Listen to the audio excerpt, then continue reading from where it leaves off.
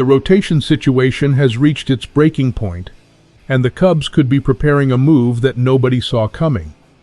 A veteran pitcher has entered the team's radar, but there's one detail in this potential deal that is dividing the fan base. And that's exactly what you need to know right now. You open social media and see a shocking trade rumor involving Chicago's rotation, something completely unexpected. The plan has changed dramatically, and the immediate impact could shake up the entire division.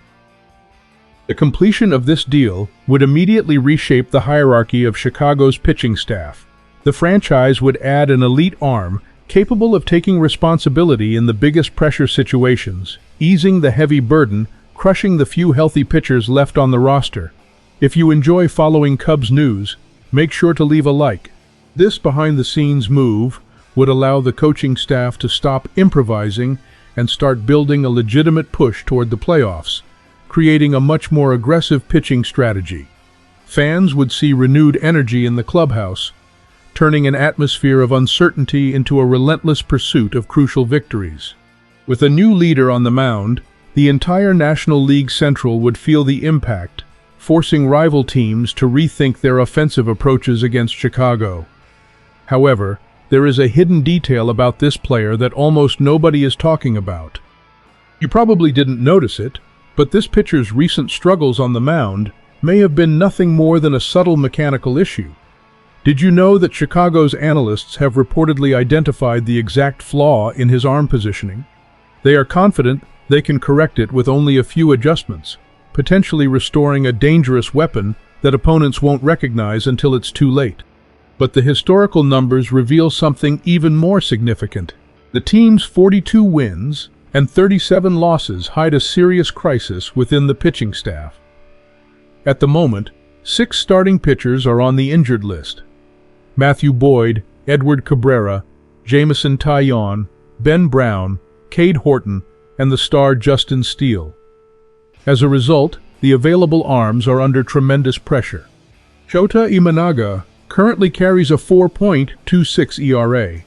Javier Assad owns a 3.89 ERA, and Colin Rea has struggled to a 4.99 ERA. This extreme urgency points directly toward Freddie Peralta, now with the New York Mets, who owns a 4.83 ERA through 16 starts this season. That inflated number stems largely from a disastrous outing against the Philadelphia Phillies, when the right-hander allowed 10 runs in just 2 2/3 innings. However, Chicago's front office remains focused on his historical upside, especially after he posted an outstanding 2.70 ERA in 2025 with the Milwaukee Brewers. That inconsistency could make him far more affordable before the August 3rd trade deadline, especially compared to some of the market's more expensive options. Looking at the numbers, my perspective on this aggressive move became much clearer. I have to admit that I was surprised when I first saw this report, but after taking a closer look, I can understand why the front office might view it as a brilliant opportunity.